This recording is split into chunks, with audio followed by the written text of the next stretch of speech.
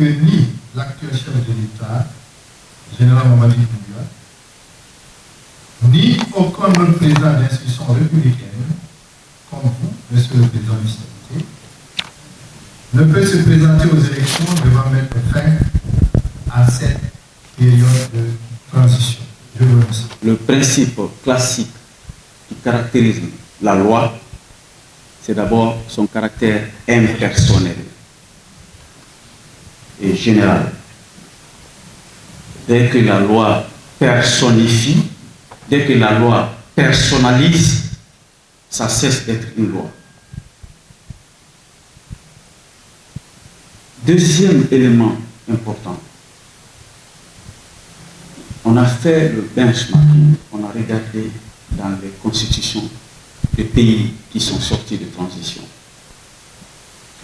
Depuis le Rwanda, en passant par le Bénin, tout le monde connaît l'emblématique conférence nationale souveraine du Bénin, et le Mali qui est tout près de nous.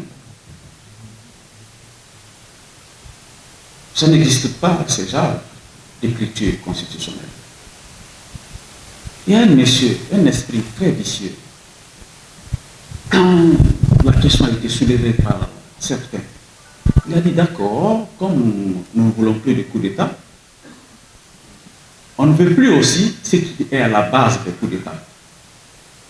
Le coup d'État, comme le président l'a dit dans son discours à Washington et à New York, parce que c'était le siège des Nations Unies, les coups d'État sont civils, président démocratiquement élu, qui prête serment de respecter et de faire respecter la Constitution et les lois, et qui considère avec le virus du pouvoir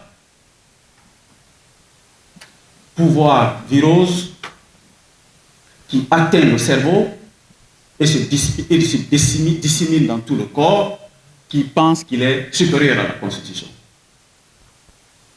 Vous êtes candidat à l'élection présidentielle parce que la Constitution dit que les critères pour être candidat sont les suivants et vous remplissez ces critères. Vous êtes président de la République parce que la Constitution a déterminé le type de République, le type d'État, la forme républicaine de notre État. Vous êtes président de la République parce que la Constitution dit que les élections sont organisées, que le scrutin se tient au suffrage universel direct. Vous êtes président de la République parce que la Constitution dit quand vous avez la majorité absolue au premier tour, vous êtes déclaré président. Si vous n'avez pas la majorité absolue, un deuxième tour est organisé. Cette fois-ci, quelle que soit la majorité, celui qui a le plus grand nombre de voix est déclaré président de la République. Bon sang de bon Dieu. Et qu'est-ce qu'il peut faire? Que l'homme peut penser qu'il est au-dessus de cette Constitution, après avoir été élu président de la République. Si un civil démocratiquement élu prend la décision de transgresser la Constitution, de violer, de fracasser la Constitution pour briguer un autre mandat, ma foi, c'est un coup d'État.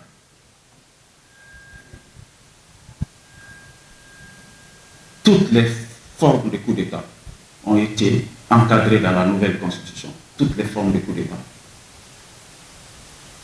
Donc, candidature de Paul ou de Pierre n'est pas un moyen de prévention des coups d'État. Loin s'en faut. La prévention des coups d'État, c'est la possibilité donnée aux citoyens de s'opposer à toute forme de prise de pouvoir, toute forme de maintien au pouvoir et toute forme de transmission inconstitutionnelle du pouvoir. Lisez notre Constitution depuis son préambule jusqu'au dernier article. Vous verrez à plusieurs endroits où les citoyens sont appelés à défendre la Constitution et à préserver l'ordre constitutionnel par l'exercice de tous les moyens légaux définis dans la Constitution. C'est notre manière de défendre les coups d'État.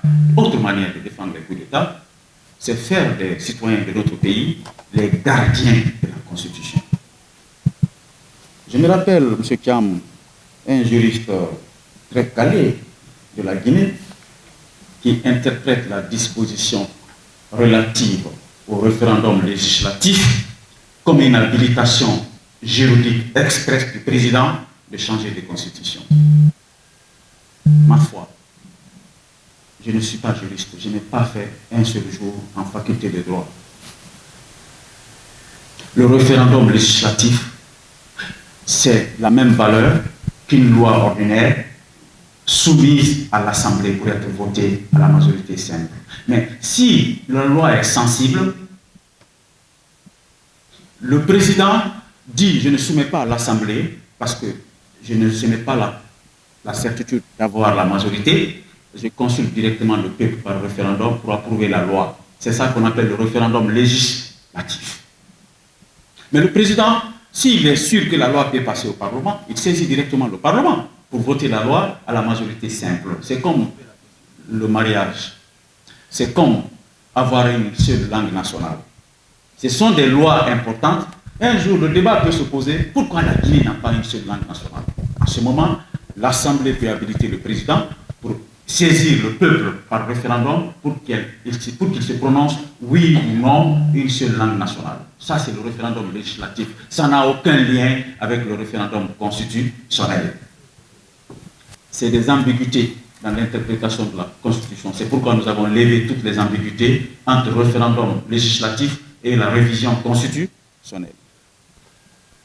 Alors, dans le respect du caractère général de la loi, le caractère impersonnel de la loi, le monsieur a posé la question, il dit, Monsieur le Président, comme l'origine, la raison du coup d'État, c'est le troisième mandat, tous ceux qui ont été associés au troisième mandat, de près ou de loin, ne doivent pas être candidats.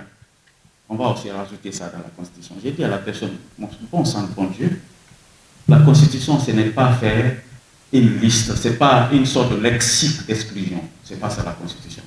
La Constitution établit des règles générales intemporelles qui résistent au temps et à la tentation des hommes.